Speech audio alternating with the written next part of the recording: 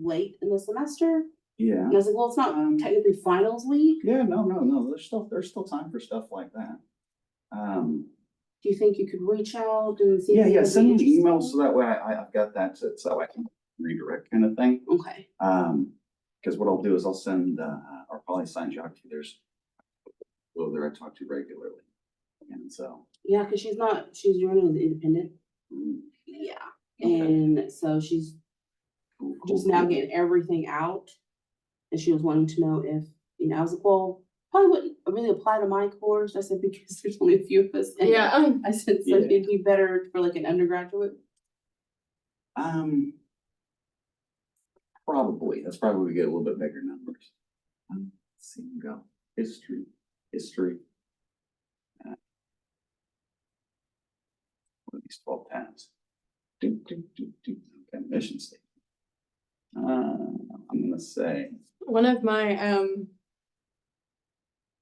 high school teachers ran for House, I think, a couple years ago before he became a professor here. And I can't remember who, I think it was Sneed or whoever won that seat, launched like this nasty smear campaign on him like the week of voting. Mm-hmm. It was terrible. I don't even know where he got some of that crap, but he used a joke. He had made like an SNL skit for his students back when the whole Facebook Russian hacker thing was big, and he was like acting like a Russian hacker, like, and he had like the hat and everything, a fez. And he put a picture of that. It was like, he's a commie, he's a dirty communist, don't vote for him, and it worked. I'm like, that's horrible. I know. Like, that's the easy. And he sent it out in mail, like even to me, and I'm like, respectfully.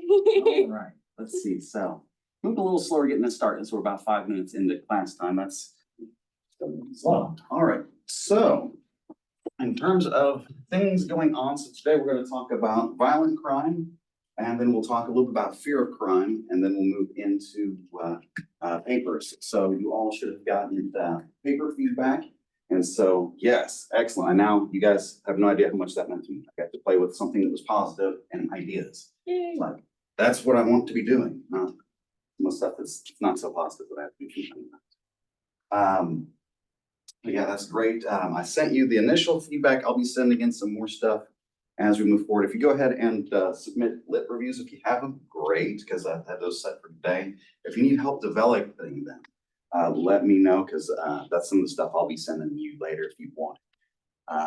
And so as I've got ideas, I'll be sending you articles about that and potential questions for like development of ideas, but we'll talk about that in terms of, so I'll get some confirmation, like, okay, what do you guys want in terms of that? Because it's, that's the fun part. It's the play. And it's one of the things that I love. No. Just like coffee. I love that name. And I was great. semester, you said, I had quit coffee for like 7 years. yeah, I Yeah. remember you saying that. Yeah. Yeah, I had to go back on it to this, yeah. I'm surprised it took you that long to get back on it, to be honest with you. Yeah. There's a lot of work hours involved. Yeah. It's nice though. All right, so let's see, in terms of things moving forward. So first, we need to talk about violence in general. I'm trying to remember how this book immediately moves into the topic, because it did. I actually have got to like this book a little bit, quite a bit actually, because it's got some good information. So it talks about violent crime, estimates on how much it is, personal violence. There's actually a few things in here. I saw that there are sections where there's quite a bit of stuff to talk about that they didn't talk about. So we should probably talk about the nature of violence itself. So when we start thinking about violence, what types of things are you guys thinking about? Assault, Okay, things like victimization, assaults, victims.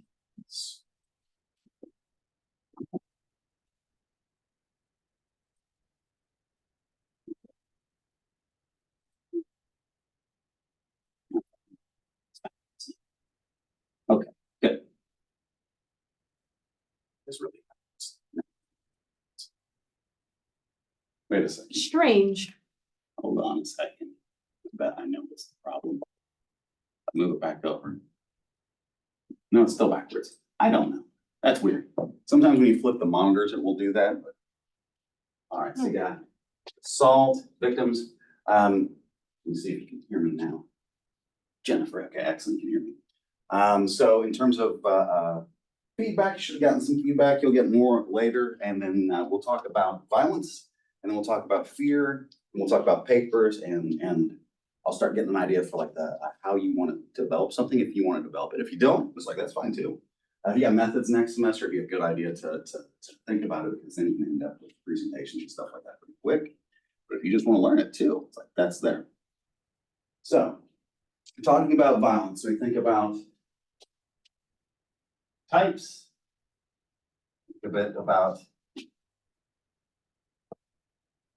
people.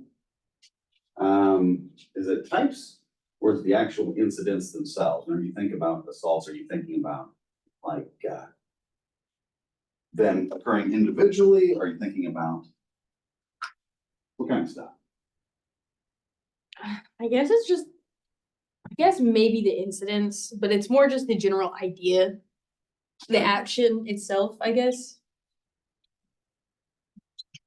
How do these things transpire? Like widely different, right? If you were just kind of classify the different types of violent crime. I thought of something, I'm not seeing it prompting. Yeah. It's playing with me. You mean the types like physical? You can go by types. I'm thinking in terms of like if you're going to like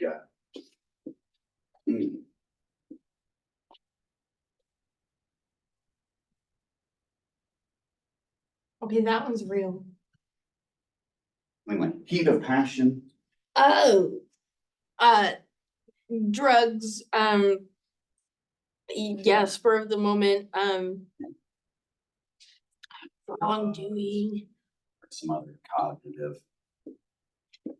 issue. revenge.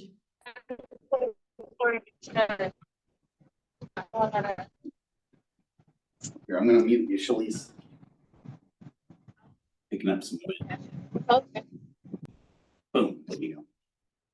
All right, so we're talking about violent crime and kind of like the different types of different things that I guess you could say motivate it. There's a wide variety of these types of things. And so if we're thinking about how these things transpire, it's like they can look widely different. And so, friends, are we talking land and to what degree, right? And so how they actually transpire is going to look very, very, very different. You start moving over, probably here and here is what people are most type of thinking spur of the moment kind of thing, whether it's driven by, you know, any number of things. Another one would be just evil, you know. But I mean, kind of. yeah, essentially what we get to is it's like, you know, what is motivating? Is there really anything motivating at certain points? And it's like you can make justification. Start looking at these types of things. That's gonna be kind of a spur of the moment kind of thing, usually it's because of the instability, the unpredictability of the situation there. Talk about people. You see the people involved. Typically, we're talking about, well, we'll say, do it this way. Parties. Who are the parties to this crime?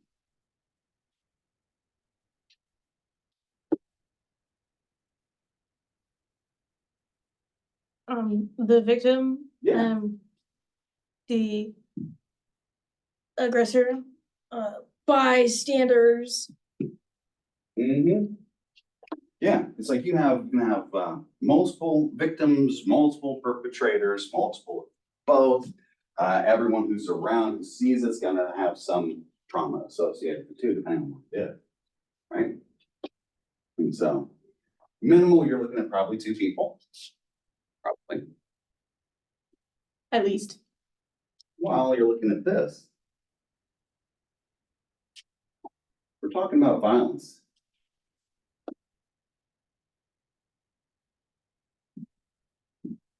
Huh.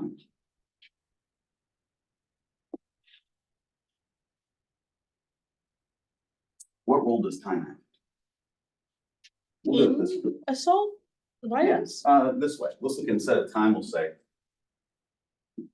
duration? Question.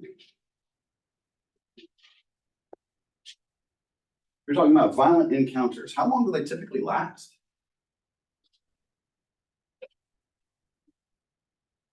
I think it would depend on the I guess it just depends on the crime.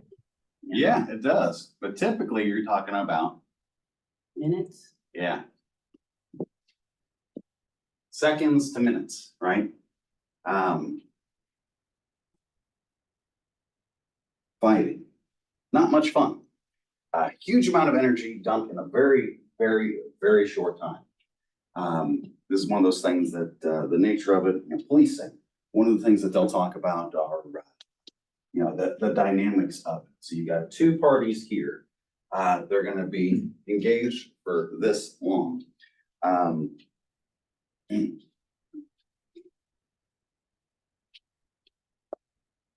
Doesn't seem like a long time when you look at it this way, but in the moment, it seems like a very, very, very long time. When you start dealing with the nature of these parties right here. Who's who? The one that started it. See, but that's also interesting because the person that throws the first punch is typically the aggressor, but that doesn't mean they're the one that started the conflict itself. So it's like that. What's the phrase? Oh my God, this is a really horrible one from domestic violence stuff. You're probably talking 30, 40 years ago. So, did you ask for it? Yeah. It's like, oh my goodness. That's a horrible, horrible thing. When we're thinking about that, it's like you have that nature of whoever's the aggressor, you have the nature of whoever's injured can sometimes be hit. Or sometimes it's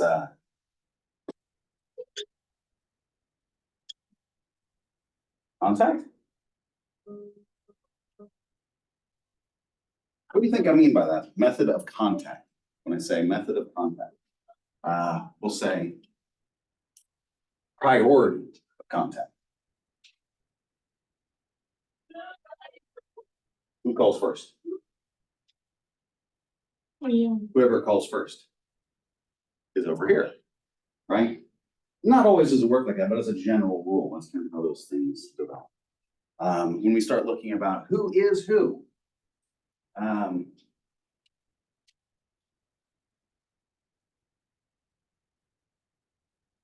who's being violent? It could be either or both, right? And then, well, if it's either, it's like you have, if it's one party, one's a perp, one's a victim pretty clearly. But frequently it's like, okay, you got some degree here, some degree here, right? And that's depending on the types of incidences you're moving into. It's like, there's a wide variety here. This book only really goes into about 3, a little bit more than that, but really they kind of classify it into 3. This is one where that victim overlap, perpetrator overlap. I can't remember if we talked about it much here, but it can be as high as like 80%. So if you look at offenders who've been victimized, it's like 80% of them, that kind of thing. So it's like there's a very heavy overlap because as you are involved in crime, your vulnerability increases too, right? And as you're involved in more specific things in what you're doing, you may set yourself up quite directly to become your own victim kind of thing. And so it becomes something very, very, very difficult to tell. The section has a small section on here. domestics kind of thing. It's like those are the most dangerous type because you don't know how those things are going to go. And so there's a few elements to talk about it in terms of that. Essentially what you deal with here is you have someone who's coming into a situation, and it's not always immediately apparent who's who, and also what actions should be taken are going to either be not requested, but evident or needed kind of thing versus what people's desires actually are. That's where things get really, so that's why this is that particular one's kind of a dangerous topic. When we're dealing with the nature of violence, another thing that kind of makes it a little bit more difficult is as violence occurs, violence is justified, right? Yeah. Someone attacks you, he's like, do you have the ability to defend yourself? Okay, Yeah. so violence is justified. To what degree? You has to be a equal or necessary force, can't be excessive. Equal or necessary? I think Or that's right. necessary. What does that mean?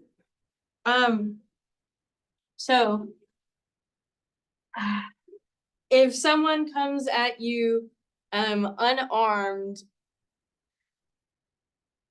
just walking next to you, you can't shoot him, right? You know, unless you're in fear for your life, it is not cool to use lethal force.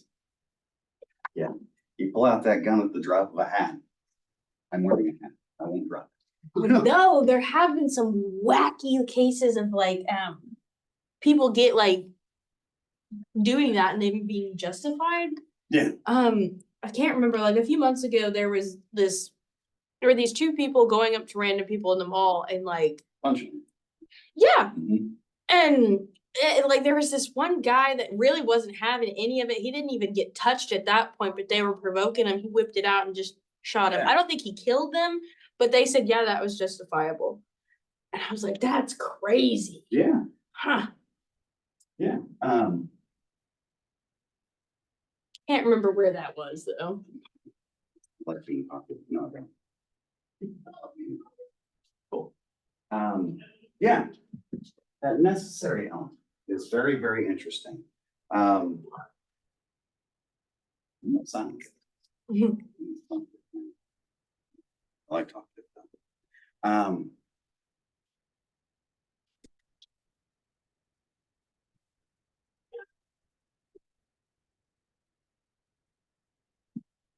Should have a quick discussion about lesser force.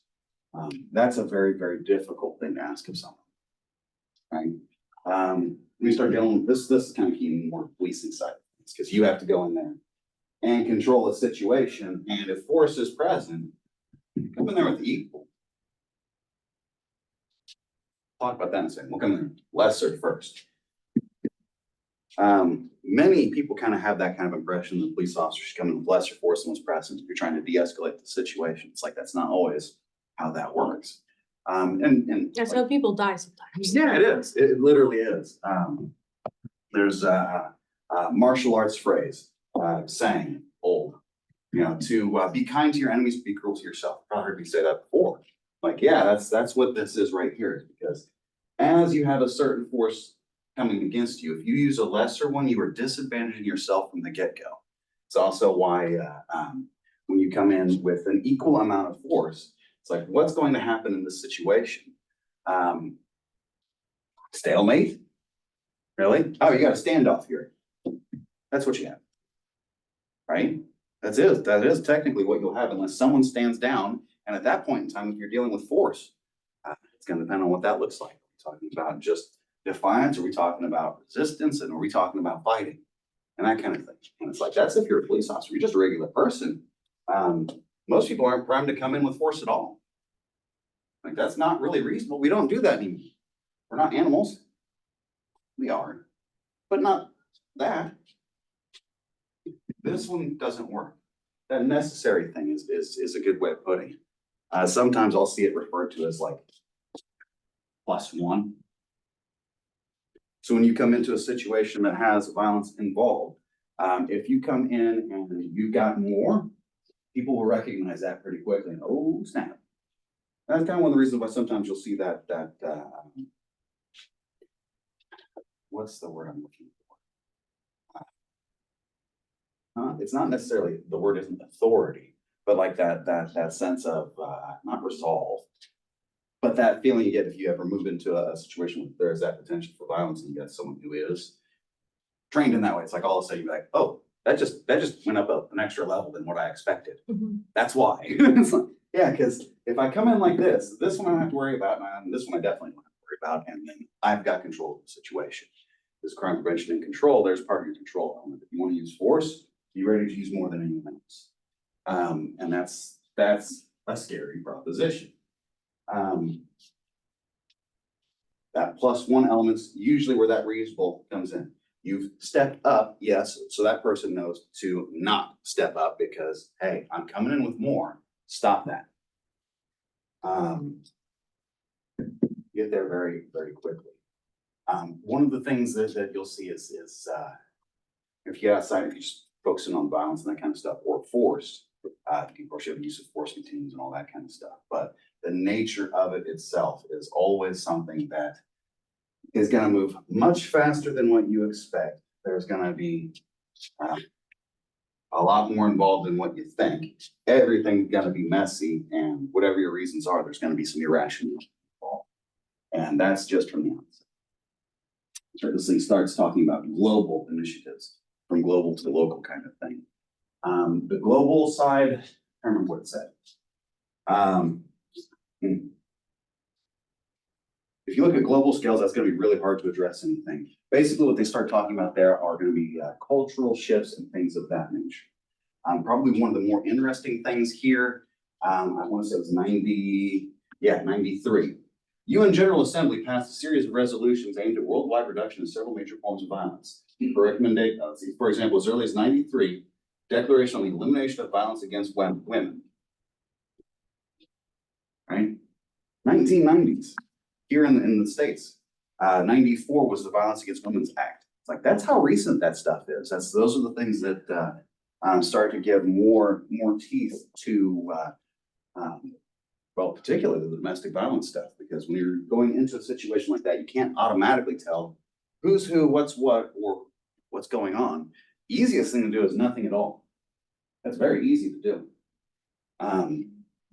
If you look at the history for how a lot of the stuff has been handled, particularly the domestic violence stuff is ones that if you look at, well, in terms of research, it's like they got a fair bit here. Most of it's over in England, but there's still quite a bit that's here. You'll be focusing on your big cities, that kind of stuff.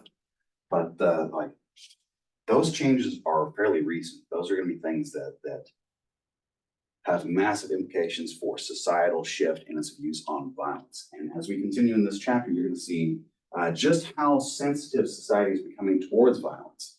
It's not so much, if you think back to any depictions of the Wild West, it's like you see violence as just commonly acceptable. Your rural areas in the South tend to have violence as more of a commonly acceptable practice. However, it's like how far is the violence really can be criminalized is kind of interesting. And how far you take it in terms of we're trying to control it and what we'll do with it becomes very, very interesting. Let's see here. Let's see, violence against women, global campaign for violence prevention, range of evidence-based strategies, World Health Organization, that kind of stuff. All right. That's what they're talking about, symbolic significance. Here's where you get to more focused. And here's where they'll start diving back into. Here's what we're going into. The nature, the circumstances, and locations varies. So the motives and that kind of thing. It's like you got to kind of generalize things, yes, but specific ones, it's going to be very, very different. Definitely spur of the moment. And here you go. Right here. High proportions of people who don't have criminal histories because we can't be violent. Like it's not hard to provoke violence. When you start getting into that, like, where did that say? no simple question, no simple answers to any of the questions here. It's like, how do we want to do this? Is it focusing on locations, self-protection, public tolerance of abusive behavior? Do we want to reduce that so that way that social pressures there? Deterrence or treatment. It's like, any one of those probably won't work for everyone. They'll go on and they'll say something about a multi-pronged attempt. Basically, what that means is shotgun approach. The more things you do for it, the more likely it is to work. The most, I won't say, a lot of violence, parties are known between each other, right? Known, in the instances where you're dealing with the unknown. They don't really talk about that too much here. And as you notice in our society, we're having kind of, every now and again, you'll have those mob kind of things where it's new young youth practice. I'm gonna walk up and punch somebody in the face, you know, or stuff like that. It's like, you don't see that over there as much. As I'll say, you don't see it, but probably the big reason why you don't see it is the CCTV stuff. They start dealing with it. Here are the ones that they dealt with: domestic violence, gang-related violence. And I said violence against strangers, but really it's alcohol and street robbery. It's like there's a lot more violence than just that.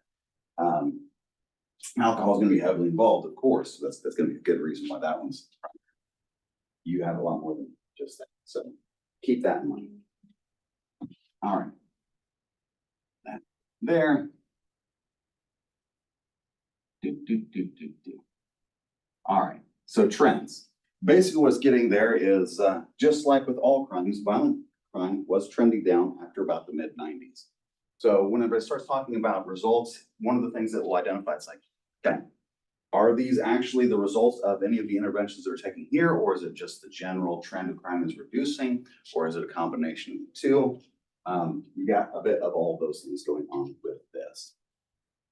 Okay. Crime of different types, legal definitions, social motivations, motives, relationships. All of those are different classification systems. So they do talk a little bit about that. And depending on what type of research you want to do with violent crimes, like you can do this a number of different ways. Or when you get to the gang stuff, at that point in time, you would be exclusively offering tertiary types of preventative measures. If you remember the different classifications, primary, secondary, and tertiary, there's a few different of those.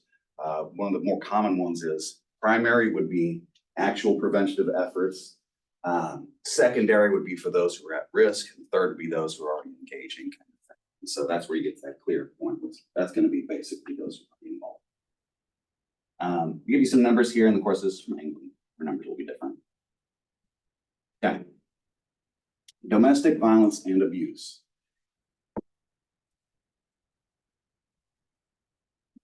So, offenses in this category, namely any incidents of controlling, coercive, threatening, violence, or abusive behavior 16 age or over, intimate partners, family members, regardless gender, sexuality, that kind of thing. So that's one of those first launching points there. When we start talking about violence, what is considered violence? Most people, well, I don't know if I'd say most people anymore. Commonly, most people think about violence, like physical. Yeah. Right? That definition there, is that the same thing?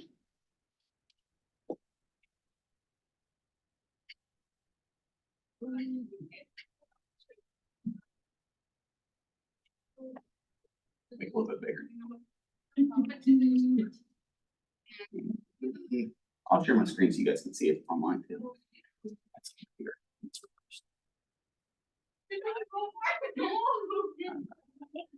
Sure. Boom, right here. Okay. Where is my mouse? There we go. Consider domestic violence and abuse. These things. Go ahead and highlight. There you go. Controlling, coercive, threatening behavior, violence, abuse, intimate partners, family violence, regardless of gender, and sexuality. Violence. Yeah, they're the same place. Physical. That's what we've been talking about thus far. How's that now? And I'm gonna say that on the notes, 'cause I like that. Okay? What else? We got listed. Domestic sexual. That's Yeah, it gets the worst one. Use.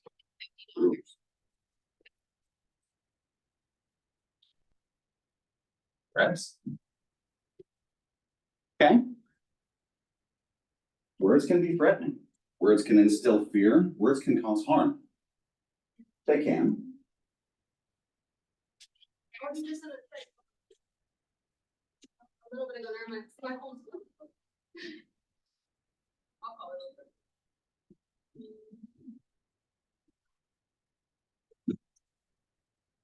How about those two? Coercion and control.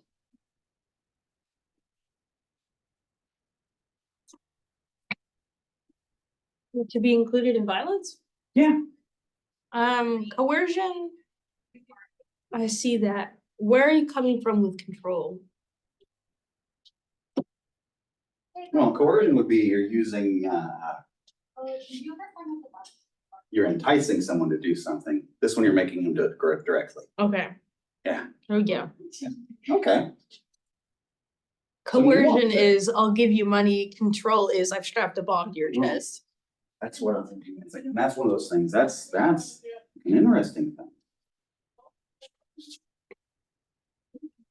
With this, fall under here. Oftentimes it does, yeah. Yeah, it can. And so then it becomes one of those things. It's like, okay, is controlling the purse strings. Same thing with this, or this.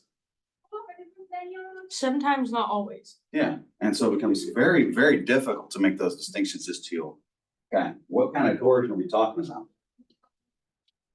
Right? It's words. That threshold there increases if you're dealing with like domestic violence, those statutes and stuff like that. It's like, not always do they speak to things like that as much. Particularly this one, that's been a relatively recent, talking about economic, there's a word for it. And it's like, yeah, you're altering the nature of the relationship. You are. We want to treat it the same way as this. It's like, that's a hard one to tell right away. Okay? Particularly if you're dealing with 16 or over. But that's me. Okay? So when you start talking about that, of course, it's going to be every member of elder abuse, every age direction kind of thing. Okay. What is it they suggest in terms of preventing it? Okay, this is going to be like a lot of crimes. This is going to be behind closed doors. Situations, like, yeah, not going to be public places, so you can't monitor those things. Instead, what you're looking at are changing the behaviors of victims and offenders. Okay. Different topic. So I'm going to take this one.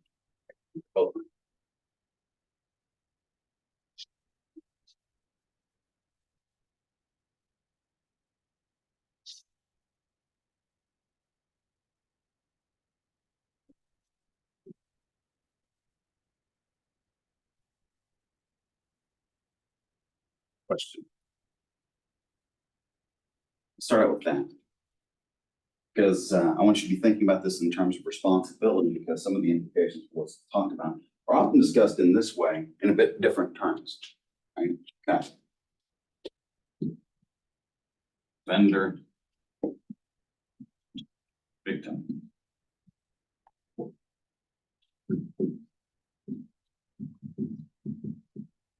Behavioral changes is what you're talking about for both offender and victim.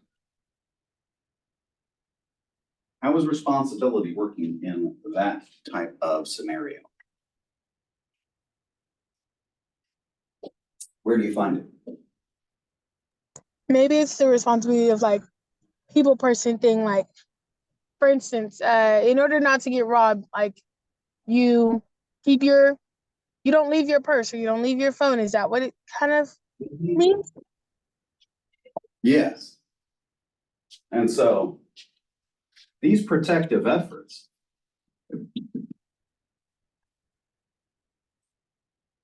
that perception side of things comes back in, right? And so if you're not careful with this and how you go about making recommendations, you start to key off into this and then found that right there.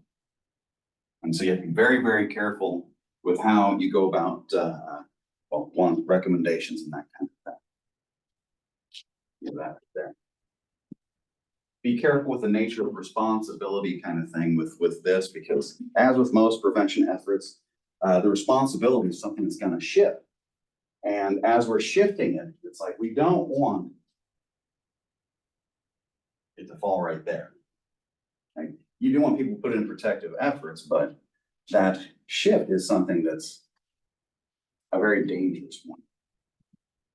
Because yes, this person has their self-interest there, this person's got the wrong interests. And as you look at that, that dynamic, what you run into there is something that's really interesting, because as you look at making those changes, those who will respond, those who will enact changes, that motivation kind of thing, that something isn't just talked about much, you'll find it more easy here than you will here.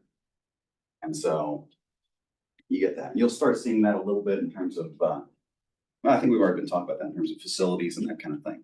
When you start dealing with facilities that have problems, what happens to that responsibility is it starts to shift to technically some parties that could be considered victims here, because that's where it's taking place and you're shifting responsibility. Yeah. And so here's one where it's quite direct, and you'll see that most everyone will identify, depending on how you do this. Right here, that's a big no-no, right? When you start dealing with locations, places where these things take place. Sort of like when we were talking about organizations, that there could be that shift in responsibility where you're going to have that blame put somewhere where it shouldn't be. We want to make sure that that doesn't take place. At the same time, you're dealing with a number of other issues. Some of the stuff, it's like you start getting into privacy concerns and all that.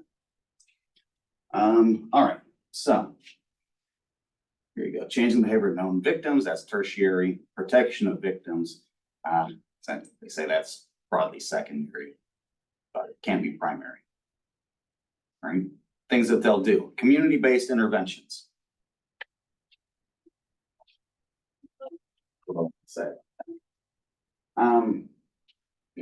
They're breaking it in three ways. I'll talk about it that way. Community, legal, and health. Community is the stuff that basically your unofficial sanctions kind of thing, easy ways to move people out of the system. They'll start talking about the same time period. 1970s, public awareness, prevalence, harm, consequences of all of these things. You'll start seeing that refuges start increasing, that kind of thing. Advocacy. By the time you start having those things off in the community, you start building, well, a focus there, and start seeing what you're going. One of they're getting some interesting stuff are the multiple agencies involved, where they actually coordinate those pretty well. And so we'll talk about that when we talk about multi-agency risk assessments, and there's a second one, multi-agency public protection. So it's just like here at the individual level, they've started to create resources that are out more at that aggregate level in certain communities. Legal. Here's where they'll start talking about major shifts. So it's like whether you're talking the Violence Against Women Act here or the UN Act I mentioned before, it's like the main thing with those is how it changed, well, I should say reinforced proper practices of handling domestic violence. You know, like I said, if you look back at the legal history of violence in this country, domestic violence, it is not a pretty one. In terms of legal cases, probably the one that's the most important for that is Balistreri versus Pacifica, if you're interested. That's the one that will outline the 4 factors for when government has an actual interest and responsibility for protecting you. And it's basically very seldom. And so that element of protect and serve, while it's there and officers will do that for the most part, we also need to recognize that the nature of the requirements on them actually don't require that. That's something that's voluntary. So another positive aspect that you can see the negativity of it in terms of, yeah, they're not necessarily there to protect you, but at the same time, the vast majority will. And so that's one of those things that there's a dynamic there too. That is an actual party. Oh, is that what they're doing? We might have to stop. When do they get time for that? Take a break here in a minute. They got food and drinks and such. They do.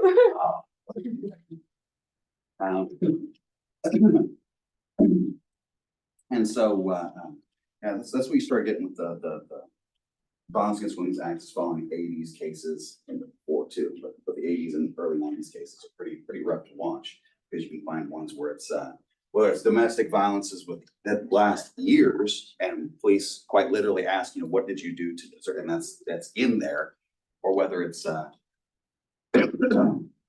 domestic situation, split custody, no custody, parent taking children, police deciding that they don't really have to do anything. The kids are okay right now because they're at the fair.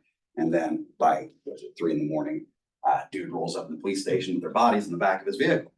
It's like, yeah, that's the kind of stuff you run into. And so it's the product of the times, essentially what those actions are. Here we'll talk about, laws such as Domestic Violence Crime Victims Act, criminalizing breach of non-molestation orders, things like that. So that's the stuff that they have there. It's over there, not over here. But they start talking about stuff here. I don't remember if they talk about it in this section. I think they move into, and they still go on to, whenever they move into healthcare things, are still going about England law. And gangs, they start talking about us, which is, we can get more gangs here. So the other one, so you've got the, you just finished with the legal remedies, you have the community stuff, legal remedies. Here, they move into healthcare settings. And so this has been more of a relatively recent kind of thing. So only in the last, I'd say, decade or so, maybe 2 decades, is where you start seeing criminal justice issues and things like that move over into the healthcare because there's more available resources there. And as you move it into that healthcare setting, you also have, it's not just in terms of monetary resources, it's in terms of organizations, actions you can take, that kind of thing. And so they'll start identifying some of that stuff here. Right, so my healthcare is practice failed to inquire about domestic violence. When you start looking at that, the rates for domestic violence, rates for violence in general, you see it very, very high. I don't need to go over that deal. They'll talk about things like identification of problems to improve safety, different programs that they have here to basically try to use it as a, that's what I'm looking for, not oversight, but a reporting system to identify how those trends are going. Next up is where they move into gangs. So gangs are a little bit different because that's something that's can be spur of the moment, but different context. So we start talking about gangs.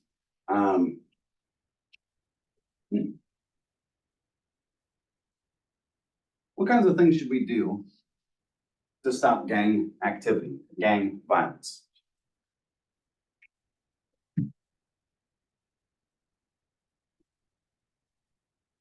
Great question. Mm-hmm. I think it depends on the gang, like what kind of gang it is. It's a youth gang, biker gang, primarily drug pushing gang. I mean, So typically what ends up happening here is it's like, yeah, you have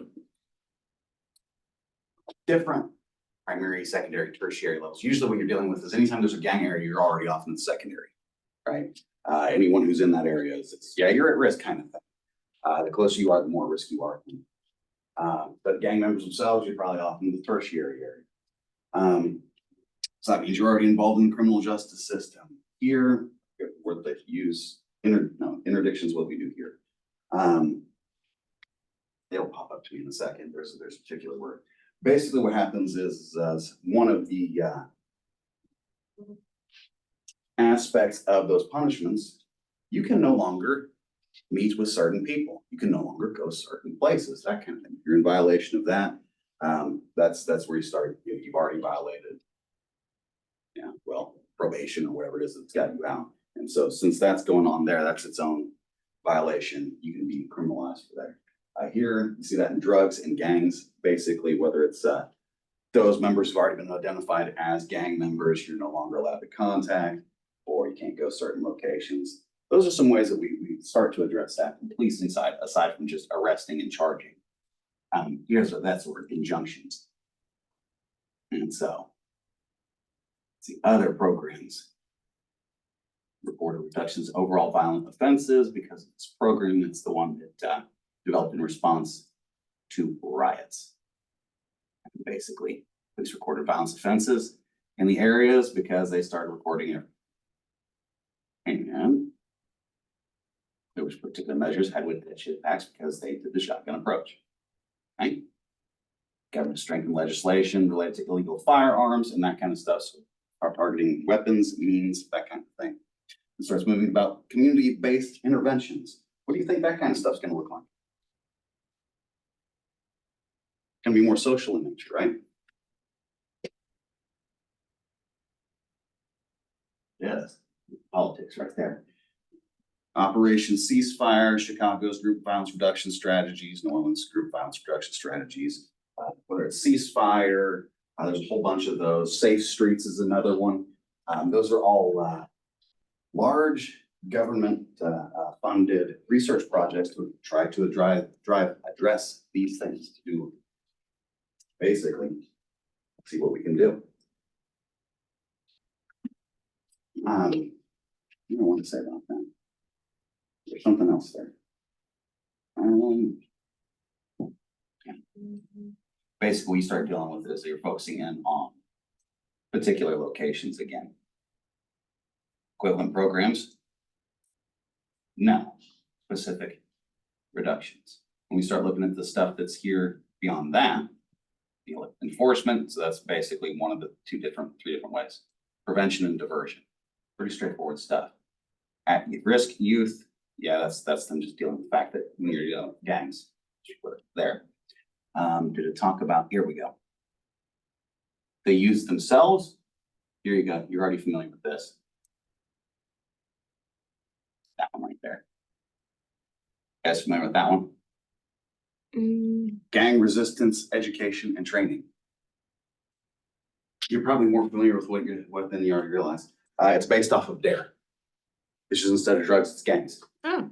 Similar effects. No, Not nothing. immediately clear whether or not it is.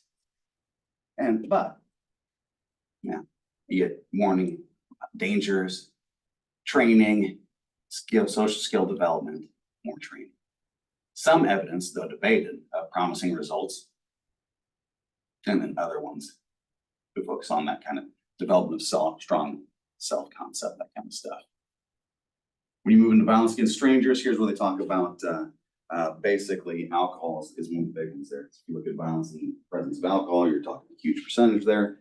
A lot of it will focus in on, in this book, will focus in on basically you're talking about alcohol locations, right? What's your distance there? That kind of stuff. There's all kinds of publications related to those types of events. Okay. Which, I mean, is totally fair because of, the whole Mhm. bar brawl trope, the college party fights, Mhm. Oh, yeah, and it's something that if you're just looking at bars in general, how many times things get violent there? It's like, yeah. Okay, so now how close are you before you start seeing that violence tick up? Or how far does it go? That kind of thing. And so we target areas like that to start doing. And here's what they did. Right here, tackling alcohol-related street crime. Here, basically, what they start saying is pay close attention to hotspot premises, high violence incidents. Okay. So, database, full-time analyst, held detailed records of every known violent crime. So they're extractive, they're done with that. Here, where is it that I want to see? Is it must copy? Where is it? Just focus. There it is, right here.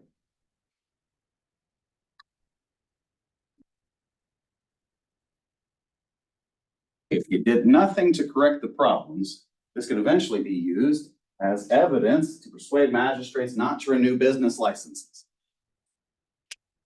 There you go. Where's that responsibility?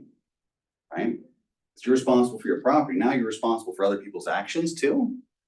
Like that's interesting, right? Because there is some type of joint ownership there. To what degree, what level we want to sustain it. Very interesting.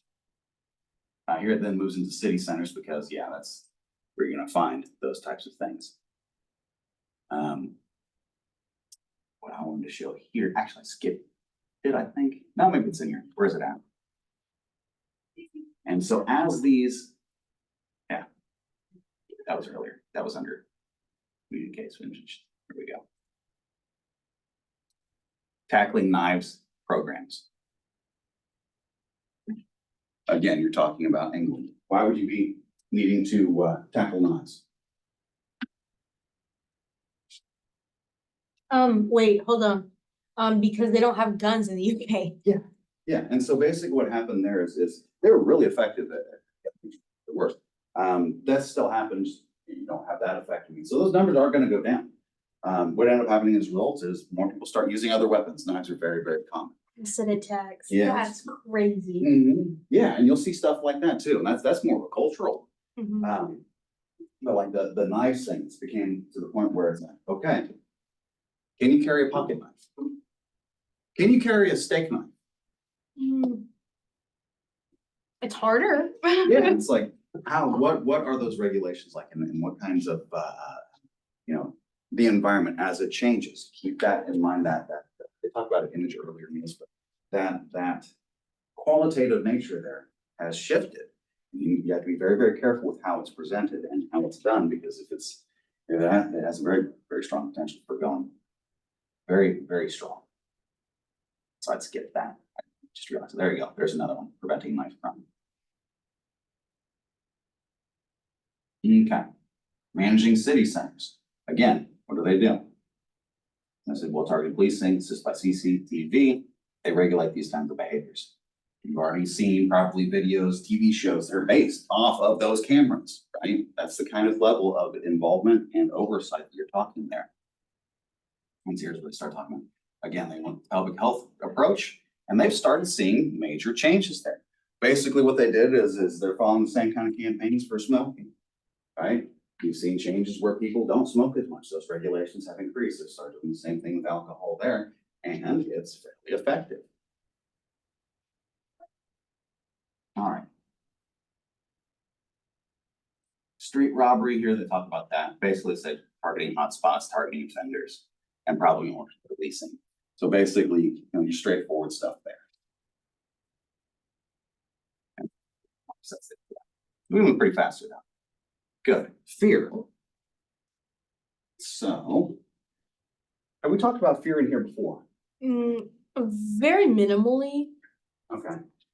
If you find that you like perceptions and stuff like that, things that play with how people see things, that's a good one.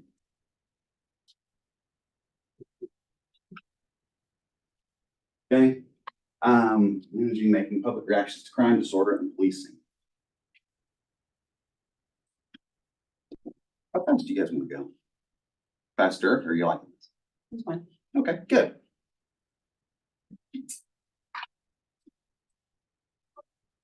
What is fear?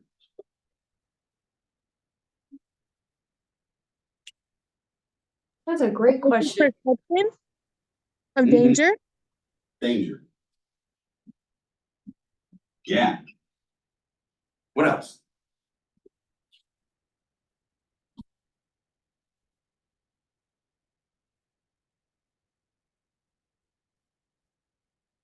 Aware of danger. It is a very, very good alarm. If you do it right, we'll talk about that for a second. We didn't go very heavy into the physical violence stuff. Sometimes I go a little bit more than that. We won't do that. We'll talk about this. What happens to you whenever you experience a healthy dose of fear?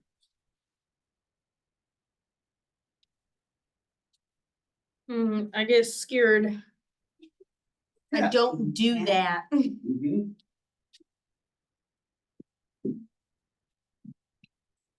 It motivates me to get over it. Yeah. Motivation, it's a hell of a motivation, right? Hmm.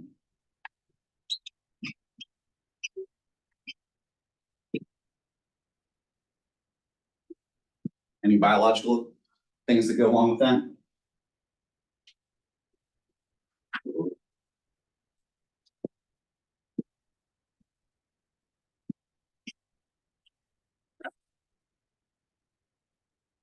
Heart starts skipping a beat, you start feeling like you got vomit in your throat, you can't stop sweating, and you're shaking.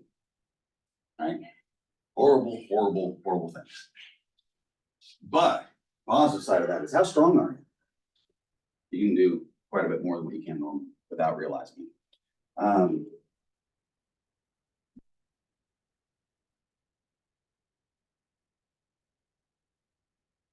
Very interesting thing. You think about its interplay there. What's going to happen to your abilities as you're dealing? Strength goes up. Your ability for refined movements, control, thought processes, all those things decrease. And so that's in a very, very direct moment. What else?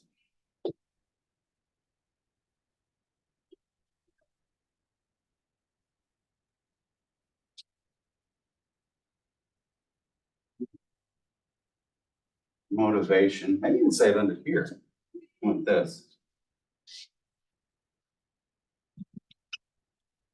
Cognitive. Understood. That's going to happen in the process of it. You have an emotional side, a cognitive side, and then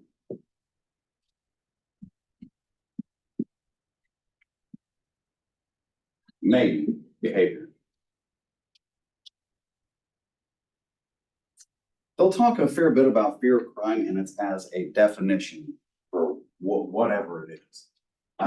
If you really get into the fear of crime stuff, and they kind of do a little bit in terms of just that definition, you'll find that several decades were not wasted. It's not wasted, it's very useful information.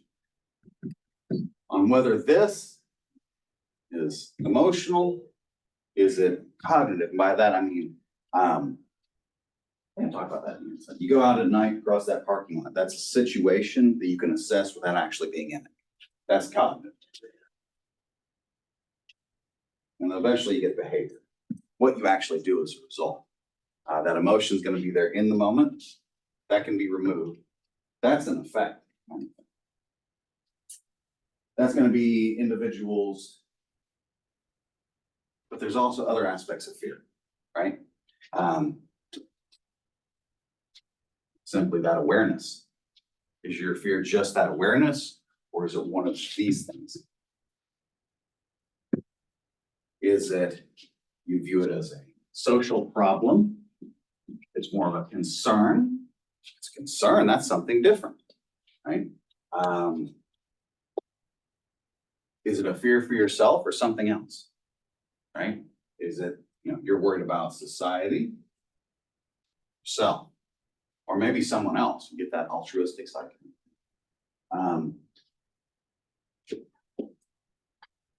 Let's say here's, in this chapter, they split in two. First is fear of crime, and then moral panic.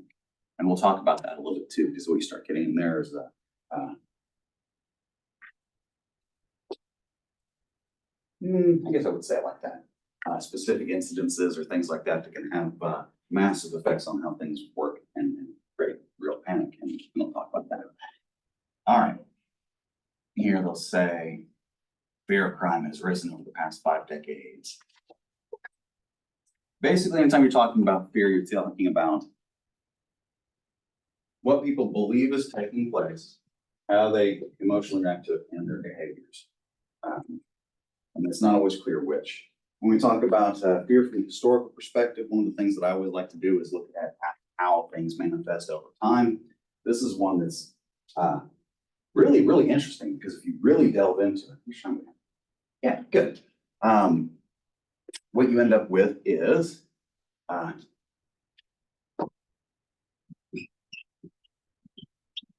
depictions. Look at it in terms of, how ancient cultures depicted fear.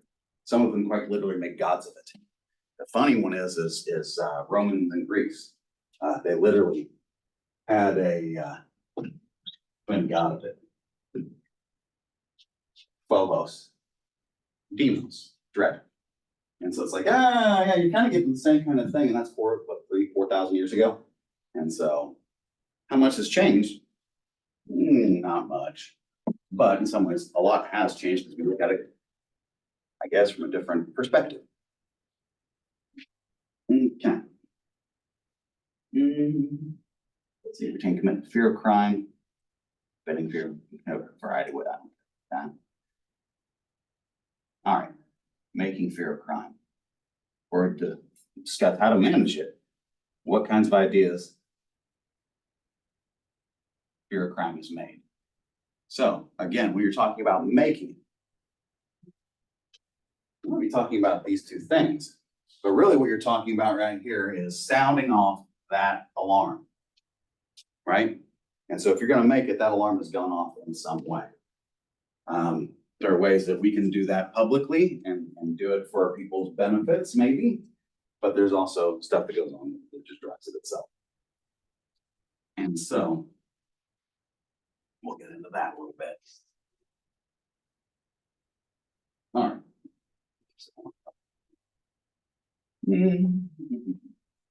In terms, Americans were the first to see the potential and fear of crime, noting it has nothing to do with actual levels of crime. Maybe. Still one of those ongoing questions. Does it really relate to crime? Yes, no, maybe so. You fear all crimes equally. Okay. Tend to fear violent crimes more because those things hurt.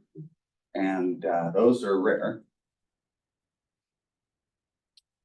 What about property crimes like the somebody burglarized your house? Does that create fear? Yeah.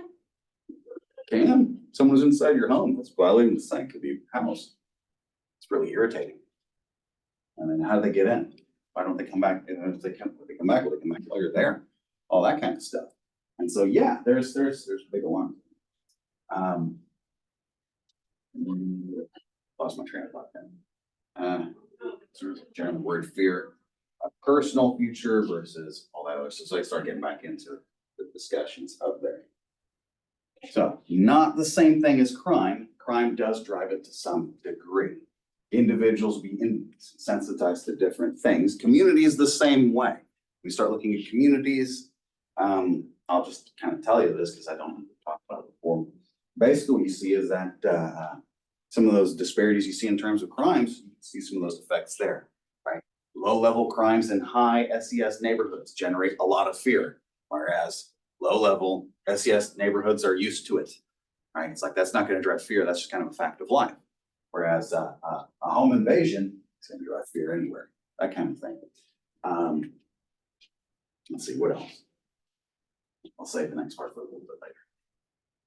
Americans foresee that doesn't have anything to do with actual crime. Here, conflating crime with crime fear, and yeah, that's not the case. Part of the problem is an artifact of the methods and instruments.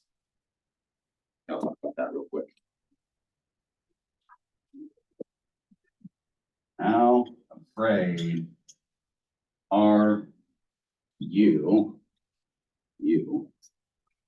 while that's kind of the standard setup right here. How afraid, maybe how safe, you're talking the same thing while walking at night in your neighborhood. That's commonly the most used one. Walking at night in your neighborhood.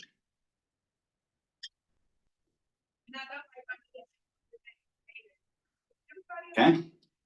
What is that? What does that actually measure? How afraid are you while walking in your neighborhood at night? Is that fear? Yeah, Okay, you're being victimized at night at while night, walking. specifically. at night, while walking. This is your neighborhood. Yeah. This isn't you. Mhm. You're not just in your neighborhood. Right? And so that's one of those things that you start getting into some issues there because that's that same thing. Are we talking about this is a problem for your neighborhood? This is your problem for you. Is it your behaviors? Right? And so you get a bunch of things there. One of the common things that they'll bring into this type of research, constrained behaviors, basically avoidance. What do? You stop walking in your neighborhood at night, that kind of thing. Another thing that they'll bring in are incivilities. Incivilities are the basically like the analog to broken windows theory, probably the best way to look at it. Your small problem signs in an area that things are becoming socially disorganized kind of thing.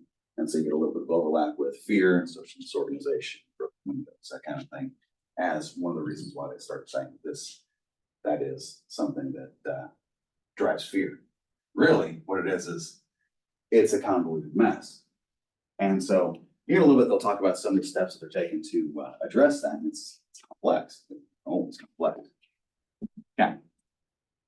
So many attempts trying to save, trying to drive superior measures. The 30 years ago, as possible, is 14 pages. Most of it's going to be different conceptualizations for that same kind of question. And so really,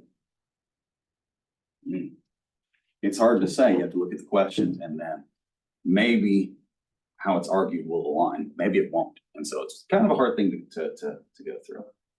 Don't care about cross-sectional.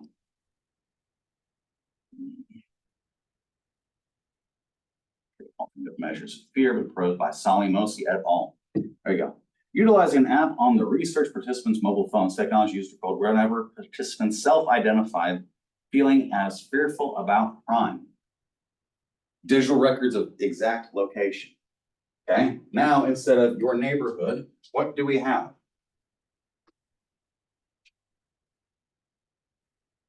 Repeat. If we're going to be tracking an app on your phone, this is what they did. Download an app whenever you're afraid. I actually don't have all the details in there. Whenever you're afraid, pull out your phone. I'm afraid. Bing. There's my XY time of day. Right, so you got my location and time. It would also at regular intervals, it would go off and people would rate. Sometimes you get a little bit of both. But what you end up with is a little closer to you and your life, right? And if any of this stuff sounds interesting, you guys, it's like I kind of got a database started, right? I did this for my last university.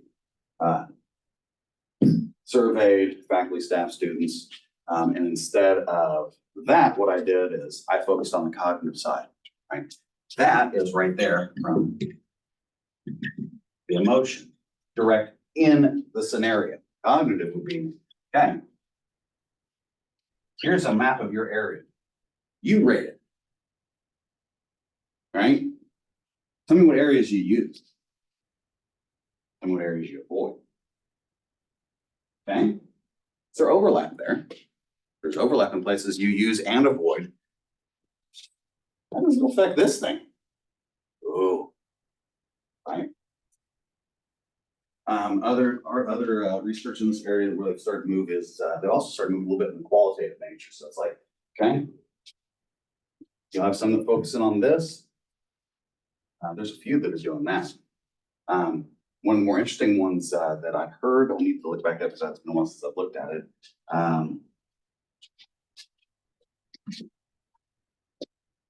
They do that same thing, but they looked also added in pictures, right? So now you can see it.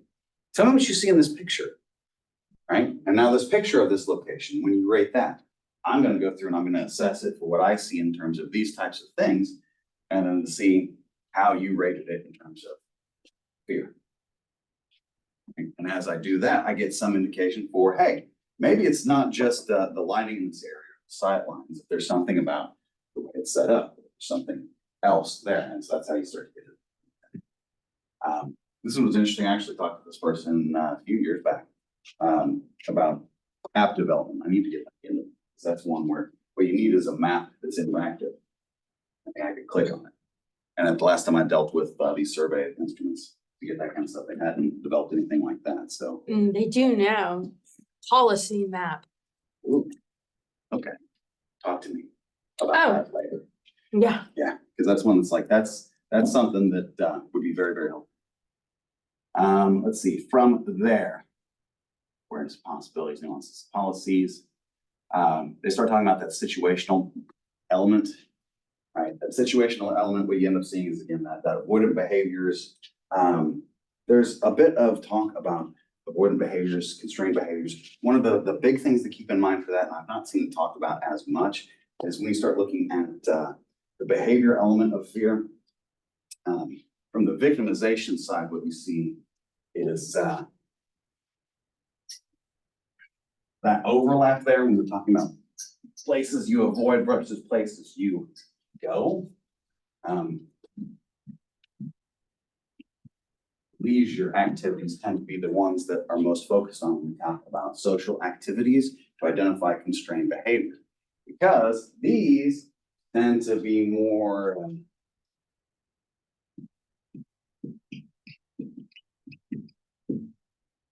voluntary, right? You start looking at persons' school or work, things like that, to some degree, some of that voluntary nature is lost. And so you start looking at, okay, you're trying to avoid an area, you're also required to go, that kind of thing. So let's see what comes up there. Okay. Fear itself, is it consistent across time? Not necessarily. There's a section where they talk about that. You have people with certain dispositions that have high, medium, low levels of fear, but those things can change quite drastically. Fear of crime itself is not necessarily good or bad. It mentions that in those paragraphs near the bottom. Basically, what that means there is, it's just an alarm. Whatever it comes up for, it's what manifests as a result that determines whether it's good or bad. If it results in more preventative behaviors that reduce crime, that's good. However, we don't want people so worried about crime that they're doing everything that they can to avoid it. And it's that balance. Okay, the situational development makes it very, very complex. From there, managing fear. Policy stuff. There's something else I want to down with few contrarian voices. Here's where I want to get down to. Actually, perceptual interventions here. Delicate balance in terms of fear reduction and fear amplification. And that's what they're talking about. They're playing with those perceptions to some degree to elicit very specific behaviors from very specific, you'd say, people, orgs, communities, groups, however you want to put it. And so, depending on what you're trying to do, your specific strategy may be a little bit different. Dealing with organizations, maybe you're going to deal with that responsibility element. If you're going to deal with the groups of people, maybe it's you need to increase fear to some degree for something because there's something that really needs to be done, or maybe not. And so that gets into a question about whenever we do start to make actions.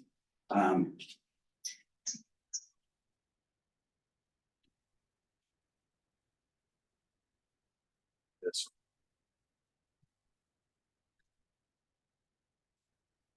So, and as you're trying to take actions to address these issues, one of the big things is it real? Is the danger itself real, or is it something there's that perceptual element of it that someone's playing thing at the same time you're dealing with the responses to it? Are they real? I mean, do they do something?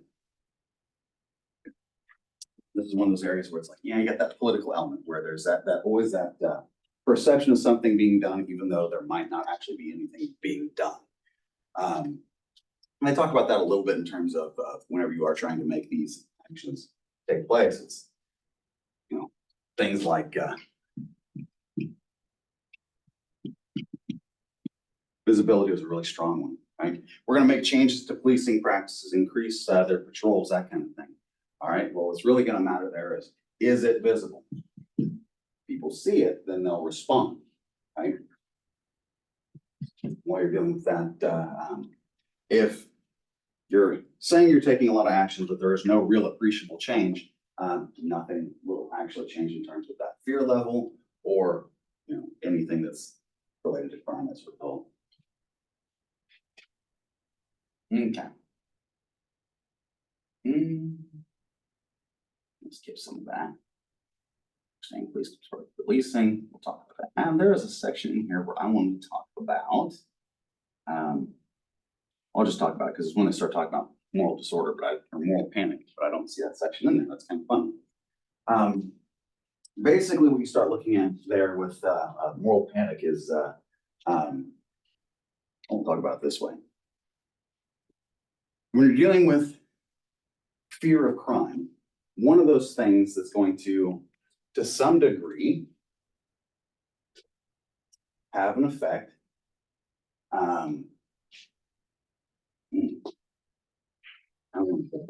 Usually see it in terms of this.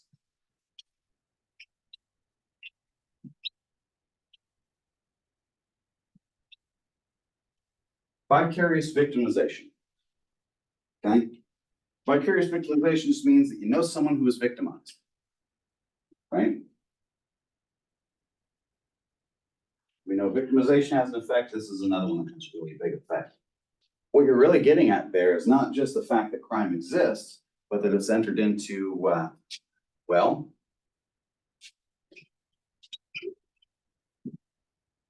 your social networking, your social ties, right? And so these social ties are kind of an underlying thing. Recap, here's what you missed. Talk a little about the realness of anything that's done, whether it's we're trying to amplify fear to get responses, or we're trying to assuage fear by taking very specific actions to address problems. And so long, people are really fairly good at identifying when someone's actually doing something to make it better or not. And so people are kind of hard and at large are hard to fool by this, but it's, you know, something like if an action's been taken, we're going to address some aspect of crime. One of the easiest ways, visibility. Like if you can see it, police visibility. We've changed patrol. Police. Okay, if people can see something being done, that will at least temporarily decrease fear levels. There's some degree of this that however new it is too, that you're doing something different will keep people's interest to some degree too, but that's a different thing. It's the social ties have a huge effect that kind of warrant a little bit of its own conversation, because as we're talking about the effects of certain types of crimes in certain places and how much fear that they'll generate or how little, like another factor that's going to be running at that same time is that social network, the social sense of community in those areas. The tighter knit it is, the more this thing can travel, right? And so you can find, when you start talking about moral panics, if there's something serious going on in the area, that kind of stuff, that's where you can see those panics take off, and really can. You know, the first time I heard about it was someone who was talking about research related to Hurricane Katrina in New Orleans, right? That one was one they were studying fear of crime before the hurricane came, and as it was taking place, as it was going, and basically what they saw is in that moment, the pressures of that situation, social ties, and everything that was going on, following all the criminal activity and everything just basically fell apart in those areas. That fear and the existing social ties was extremely powerful, right? It's something that's going to magnify to a large degree. Be like you're dealing with, would be a good example. Unknown serial killer, some type of huge pressure in an area. It's like that's going to cause a bit of panic. And depending on what that area looks like, it's going to manifest a little bit differently. And as a result, how you want to address it would change as well. And I think it gets us through most of the stuff about fear of crime we want to talk about. Here's what I talk about instabilities. Now, This is another way we can talk about it from, not a situation, but kind of a physical, environmental, architectural, not really architectural, more environmental kind of perspective. We start dealing with those incivilities, signs of physical or social disorder, and then you start addressing those. Identify groups' underlying vulnerabilities, and then there you go. Major event criminal significant effects travel across space and time. That's where they're talking about the effects of victimization itself. Whether you're talking about huge events like what I was talking about a second ago, or just significant ones. It's also like talking about people just about victimizations in general. That would be talking about like temporal lensing is the term there. You guys have heard that phrase before, probably. Yeah, it's like if I ask you when you were if you were a victim to a crime in the last 6 months, what's the likelihood that you'll respond yes if you were a victim to a crime 10 months ago? Like, yeah, because it's still fresh in your mind. It's still something that's going to have that kind of effect. Travel across space and time, long-lasting form of public health, right? We said, it's not criminal, but COVID stuff. You look at how people respond to that, the lockdowns, and then once those things were lifted and everyone started to kind of get back around people, how many people were anxious about being around other people just in close proximity? We start to adapt pretty quick. And so that kind of harm lasts a long time, right? How long are people gonna be wearing face masks? Like, there's gonna be people who wear them for a very long time because it is very serious stuff. Rumors, here's what they got. Propagated, social media is relatively new, but yeah, they're propagated through those social ties. So in some ways, this one is gonna be something that's more of a distress to the areas that are healthier. And so some degree of fear is healthy, or a high degree isn't. And so figuring out what that balance is, how to work best in the area is what's key. Anything else I want to talk about that? Logic of perceptual interventions. I already talked about that. Try to reduce social consequences by altering public perceptions about its likelihood. Seems unlikely the public is fooled. Yeah, no, that kind of stuff. You're just doing it just from the perspective side. It's not going to have anything to it. You need multiple prongs as it suggests, and the more you do is the better. Is there anything else I mentioned in there? Not really. Any questions? You guys know a little bit about fear. We'll start doing next class. We'll talk about the preventative process more in that section of the book. In terms of other things, all right. So papers and such. I've finally gotten away from other duties as assigned. I am so happy. That being said, those things keep popping up, and I'll probably end up having to deal with some of those again.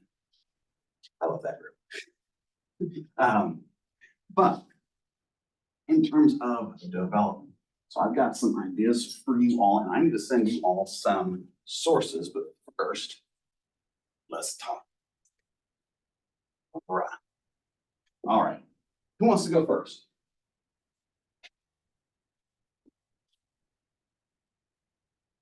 Jump at once. All right. So depending on the where we're at in the different developmental processes across here, some of these go a little bit faster than others. Let's see. So between Tiffany and Shalise, both of you were interested in juvenile stuff, right? One of the things that I want you to look into that will have direct risk assessments. I think I mentioned this before, and I'll send you some stuff by LSI. So that's going to be one of those standard ways that they score risk for youths. If you have any, both your situations work that one. If there's any unique locations you want to focus in on, if there's any particular topics in general, like are we dealing with with victims, juveniles, their risk and that kind of stuff. It's like common ways to look at it are, tying it into, you can say discrimination, you can say resources, you can say income, education's usually the big, they're the school to prison pipeline kind of thing. Basically, we start talking about there is to some degree discrimination. And so there's a number of different ways you could look at it. If there's particular topics in terms of like directions you want to go, be thinking about that, because this is the first one. The next one would be, let me pull this up, 'cause I think I've written some of it down.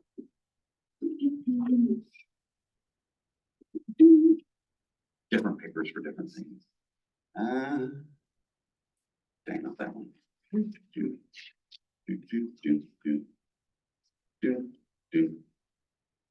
Okay, apparently I didn't bring that one, but I brought one. Okay. So in terms of theories and such, oh, there's a few to take. Common ones, if you're focusing in on discrimination, symbolic threat, racial threat, those types of things. I get you information on that. Data sets that are readily available cover, well, the state for a period of time. So as we're dealing with that, if there's something like you're dealing with a specific organization and get own data kind of thing, be thinking about what kinds of processes that they are involved with in terms of the criminal justice system, and who your points of contact would be for those types of organizations if you're already identified one or you're moving into one. Because what we'll need to do is sit down and kind of coordinate that out so that way get game plan kind of thing or approach. And that's a good place to start with that one. When we start looking at it, probably the biggest thing to look at would be unit of analysis. And of course, your measures, but this one right here. Usually the easiest to start with counties, because there's a lot of information that's available on counties. If you want to start getting into more neighborhoods kind of things, you start moving into census tracts and block groups, which are basically a little bit larger than neighborhoods and don't align. But you start dialing down a little bit closer. While you're thinking about that, since I know there might be organizations involved, think about what their jurisdiction would be. Because if they've got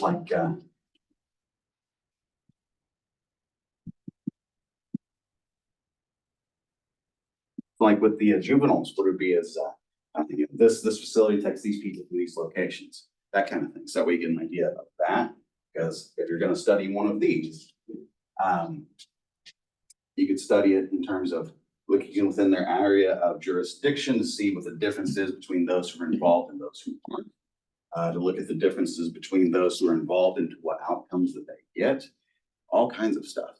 And so it's like, if you think about this, you've already got some theories already there. And a lot of those causal frameworks would be basically the same. Just be thinking about, okay, how do I want to identify, what this thing does, or what aspect of what this thing does, or how it's different, right? Because that's going to be one of those things that you look at for you in particular. If you were delving into their data, like if it's a comparison between them and everything else, that would be one way of looking at it. It's looking at how good they're handling. It'd be looking at the individuals within that organization, those that are handled by it, and to see what their outcomes were by, maybe any number of things. You can look at times referred, you can look at where, why they're referred, those different types of things. You could look at the, let's see, what else was that? Multiple organizations in the area, like you can look at that. And so there's a number of different options there. The first one, be thinking about which one will best serve you for what it is you want to do.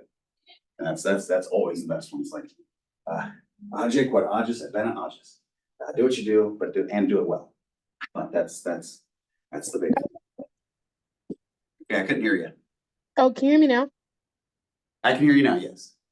Okay, specifically to me, because I'm like comparing like population, like, or Yes. like I'm looking at population, would I look at those same things? You start here, you start with unit of analysis, and probably, counties would be real easy. You can start to dial into these things maybe, but probably counties is what you want to look at. And since you're comparing, different, groups, it's like, in terms of that, basically what you'd want to start looking at there is you'd probably want to start looking at, whether it's, in terms of outcomes. If you want to focus in on the prevention side, you can. It's like you can if you don't have to. It's like, but you'd say involvement in prevention efforts.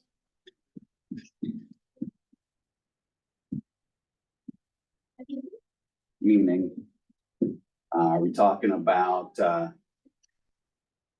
referrals, that kind of thing?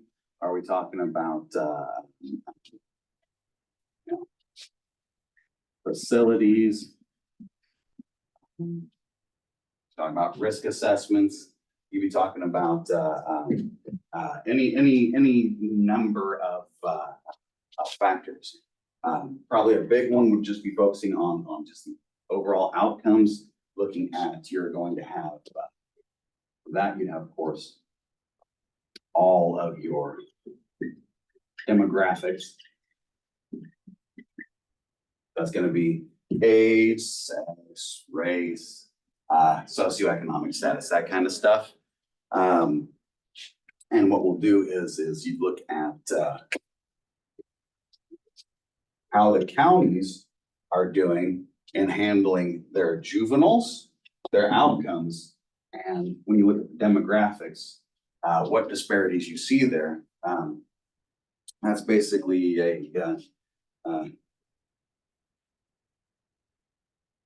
well, pretty straightforward. So you'd be looking at that, the theory that you used. So you'd be looking at demographics. That'd be, percentages. You can look at percentages or changes in the areas again, because you're dealing with that racial threat kind of thing of these counties. And at the same time, what's happening to these outcomes for juveniles of specific races, right? And so if our county has shifted in terms of the population in the last 10 years for, we'll say, whites, blacks, Hispanics, and everything else, because that's kind of how they do that, Native Americans and everything else for this area. And it has, to large margins in different areas. How does that relate to how we're doing in terms of, hey, these juveniles, what is their risk level? If you see those changes taking place in a county and those risk levels start going up on aggregate, that's kind of interesting. Or if you start seeing those changes to those counties and your numbers start changing in terms of the numbers of people who are being referred of certain races to these detention centers or wherever it is, it's like, that's where you get to it. You go very clearly identify, it's like, yeah.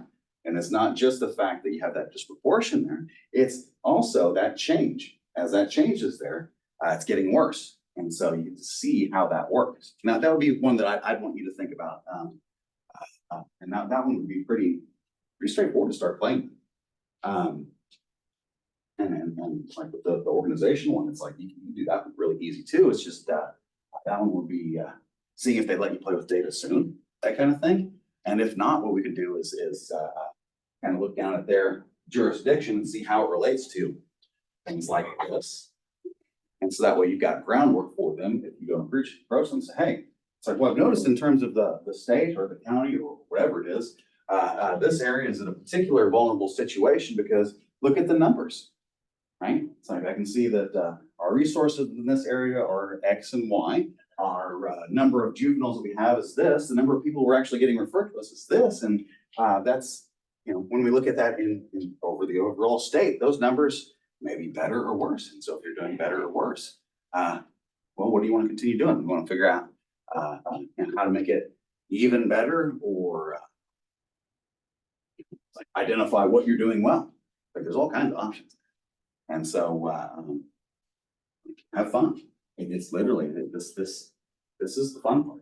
Part of it's going to be digging in to find out more about, if you got organizations, like what their purview is. And then the rest of it's gonna be, let's sit down and chat, because we can do this pretty quick, do it through email if you want kind of thing, or sit down and talk. Cool? That's 2 down. You kind of know, it's social organization kind of stuff, you're on track.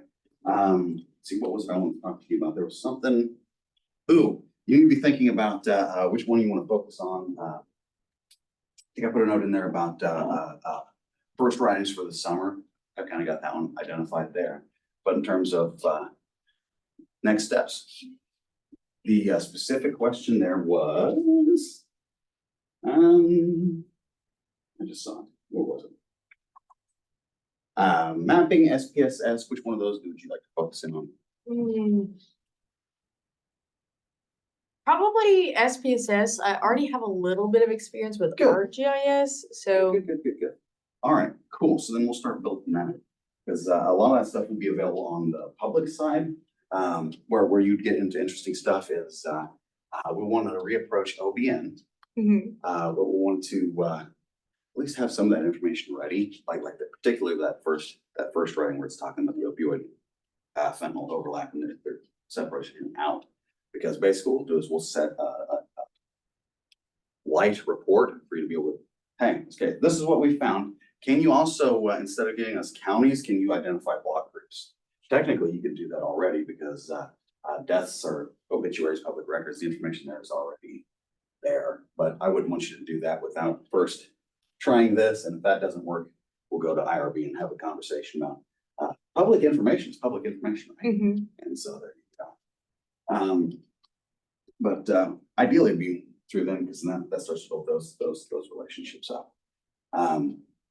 So you want to identify block groups you could dive into, particularly those, was it Tulsa, Oklahoma, Comanche, and something else, right? And so you focus in on that to be able to, I'd probably be more closely aligned with preventive element too, a little bit, because you'd focus in sort of like whatever it was that last arc last night, it was probably 6 weeks ago when we were at ACJS, because it was like that's kind of the same kind of a model you want to follow there.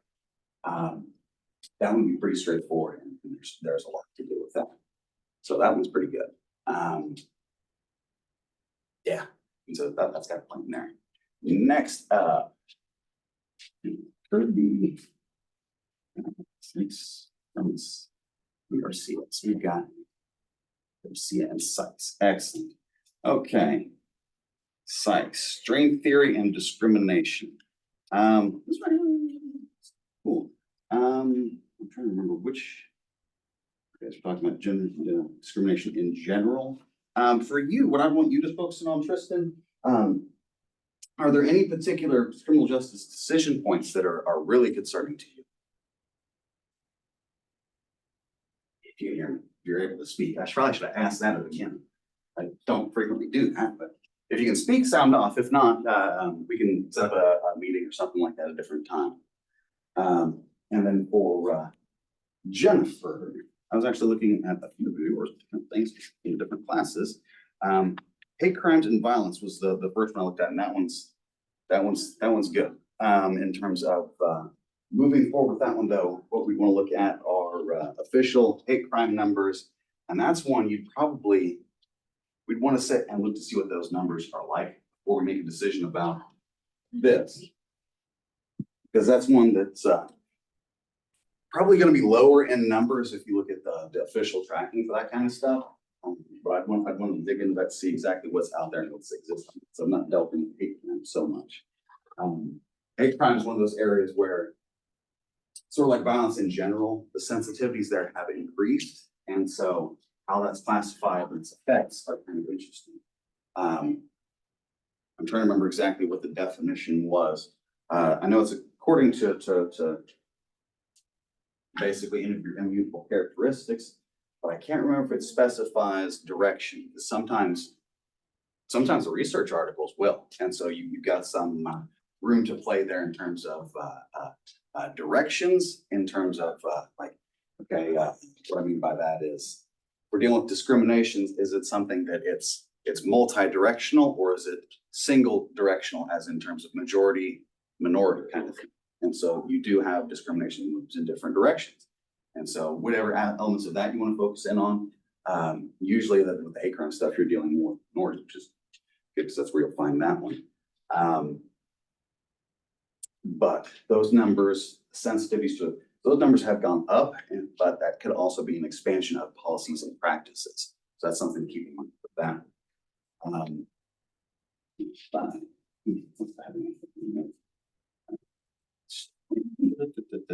And racial hypothesis. That would be the big thing. I'd start there. I'm going to be thinking about if it's is it the violence aspect of it you want to focus in on, or is it the hate crime qualifier you want to focus in on? The two, of course, make it worse if you put them together, but in terms of numbers, I'd want to see what those numbers look like across different locations. So that way that there's enough numbers and variability there to delve into it some. I'm just not familiar with that one as much. Cool. All right. And with that, any questions? Tristan, are you there? Do you have a microphone? I hope you do. Anyhow. All right, I'll give you a pass on that one. There we go. I'm here. Excellent. Okay, so I wanted to ask you about, let's see, where was it? General strain theory and discrimination. In terms of discriminatory practices, dealing with juvenile delinquency on that one again, I think. Yeah, juveniles. Okay, so juveniles there too. So good on that one, because that one got a lot of data on. For that, as you start thinking about it, the person I would point you in the direction of, besides myself, Dr. Fitzgerald, a lot of juvenile delinquency, juveniles in the background. I'm forgetting the name of what he used to do. But in the professional background, he's directly involved in the field in that area. So it's good repository for information and sources of data, that kind of stuff. And so as we're developing this, if you want to continue to move forward with it, we'll want to talk with him and kind of develop that. And as we move into those of you who need methods, it's like quite directly as we're working on this. If you want to work on the summer, it's like more than welcome to. We'll work on it a little bit during this rest of the semester course. But if you want to work on the summer, excellent. If you have other commitments and that kind of thing, it's like, don't worry about that. We'll pick up with that in methods a little bit too. And so between the work in here and the work you want to do in the summer and methods in the fall, if you're taking it, all work. So this applies to like a research project. Yeah, if you want to do that. Okay. Yeah, so this would be for So you. even if I'm graduating, Yes, because you're graduate, you're not required to do any of that. What this would be is it would be ways to kind of facilitate new skills and potentially strengthen some connections kind of thing. well, yeah, but even if I graduate, we can still. Oh, yeah, of course. And that's something that everyone who's been graduating like that, that's the same understands to everybody. If you find that you want to really get into the numbers, the statistics side, people hate it. And at first it's like, oh, I get that. After doing it for a few years, it's like, okay, I kind of got a perversion about it and I like it. And so when you start dealing with the data side of things and you have to actually run numbers, or you're dealing with anything, it's just the scope of it's large. That's where those skills become very, very essential very quickly. And like you find that you need something, yeah, just reach out. I mean, that's always the way it is. We're here. It's like you're you know, once you graduate, you're an alumnus. Like, and it's like that tie never breaks. Like you'll bear the university's name forever. It's a permanent mark. You know? And so yeah, that stays open. And so that is another huge resource. That'd be like saying, you know, the number of graduates that we have and the different areas that they've ended up, that opens up huge resources as you specifically look to move into different fields. It's when you start asking, this information comes open. That would be one where it's, you know, I could identify just And then some of the adjuncts that I know of, some of them are pretty high levels in different areas, different fields, different states. That's part of it too, because what ends up being is a different node, a different contact, as you know, whether it's you're developing something like this, or you're moving off into, okay, I'm ready for that career now, kind of thing. Not always easy to navigate, and sometimes it is literally that foot in the door kind of thing. But it works. As long as you keep that effort up, you're good. With that, any questions? We have to turn in the literature review. That's fine. If you've got it squared away, good. If you think that you need help, you can let me know. Looking at your guys' work, even though like the notes on here, it's like, don't worry about that. It's not about the notes. It really isn't. It's about playing with the ideas. And if you need more time for that lit review, go ahead and take it. If you don't. Because basically what it is this what you know, the spirit of graduate education should be one where you should learn how to play with ideas. You know, and that's kind of why I was a little bit more lax in some ways this semester. It's like play. And that's what this is steps into play. You know, you start playing with, okay, it's the elements of this theory. Okay, you got these elements of this theory. As you start dealing with those elements of those theory, you're probably picking up on patterns across those theories or whatever that are very similar across multiple theories. And still not in your writings, and some of it's like, okay, this theory mentions this thing, and so does this other one. And so you bring them together. It's like, yeah, that's how that works. You take those elements. The easier ones align more closely. You'll find like an article that you're almost replicating, but not quite. And then like that will stand on its own, right? And so the closer you can find something that's almost like a template for you, it makes it a little easier because it's something that's already established. But if you go into that side where you're integrating theories, some of that's already established, some of it isn't, and then have fun because it's all about play. There is no right or wrong with this. It's, you know, what's good, better, best, right? And so anything on the paper is good. As we were finding, it's better. As you put more time and thought into how it all works, it gets better. Once you understand how it works, it's not about the paper anymore. The paper doesn't even matter. And then it's something you carry. And then that's where things get really fun, because then someone will ask you something like, instead of let me go look, you'll still have that.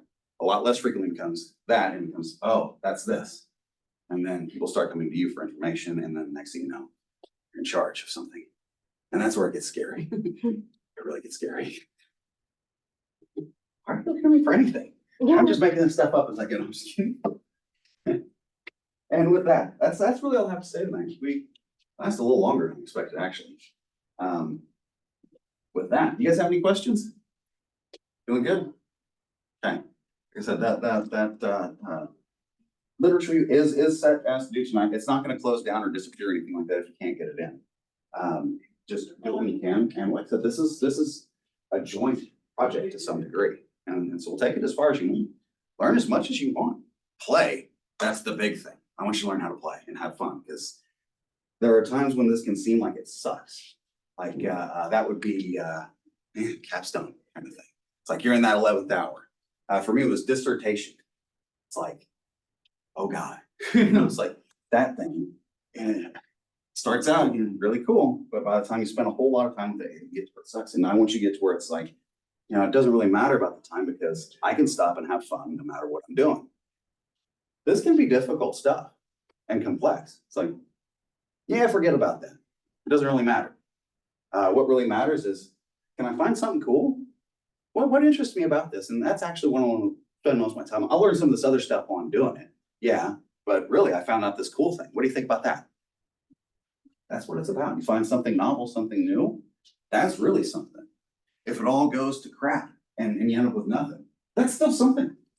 That's actually one of those times where it's you can make some more interesting arguments and that kind of stuff. And so it's literally just play with the ideas, get them on paper, and then once you play with the numbers, and then it's like you got both of those elements.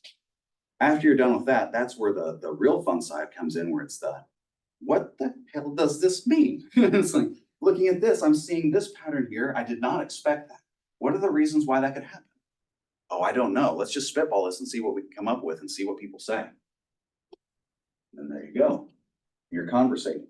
conversing, whatever that word is. Like I said, some of the stuff I make up. Have fun. And so don't stress out about it. There's nothing to stress out about. You guys are showing up for class, you're doing the work, you're submitting things, and you're learning. Like you're reading and you're here to converse. It's like that's what this is. It's like it's not social, it's not that, because what you learn in it is how to interface with these topics, how to start that process, and to some degree, being uncomfortable, because there's a lot of that in life, right? And that's what it was for me whenever I was doing these things all the time, whenever they had you doing that stuff too. There's some degree of discomfort there. It's like, just get comfortable with it. It's not that bad. You don't need to worry about judgments or anything like that. It's refinement. So long as you're learning and you're working towards it, you're solid. Cool? Everybody happy? Can you believe we've got, is it 2 more classes left? 2 or 3. 2 or 3? I can't remember. Was it the week of that ends in May 10th is finals week, so we won't meet that week. So we got 2. Next class, I think we'll meet. I'm trying to remember how bad my schedule is because next week, Wednesday, is the undergraduate research day.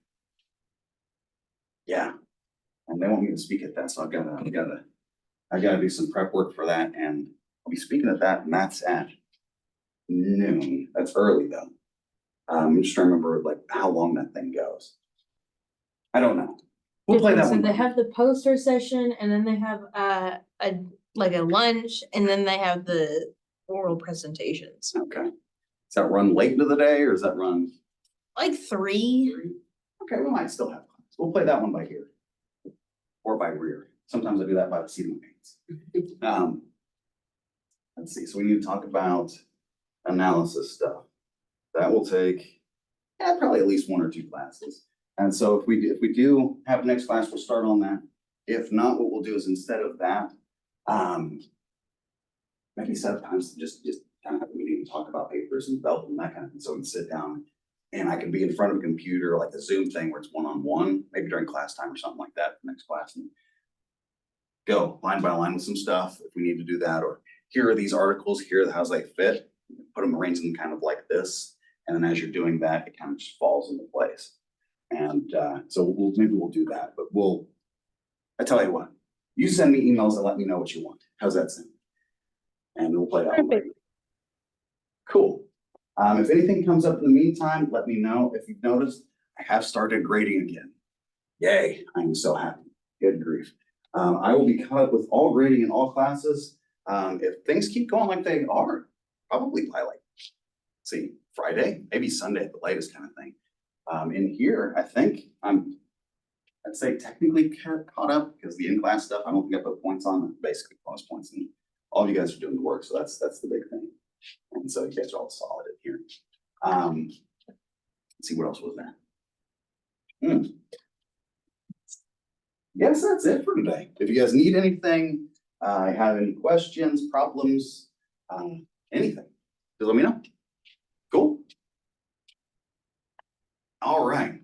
Cool. Dr. Hurst, I did email you about the corrections Yeah. and meeting. I just Cool. want to let you know I emailed you. Excellent, excellent. I saw that. So since that would have been since Monday or Tuesday. Yesterday was a long day. So I didn't answer much emails yesterday. I need to get back to emails. Hopefully I'll get to that maybe tonight or tomorrow. I want to get the grading done first. Yay. But I will definitely see that. Cool. What else is there? So I've got that for you. That means you're square on that. Cool. With that, freedom. Be free. Yay. Thank you. Yeah, have a great rest of your day, and I will see you guys soon. And take care. Bye.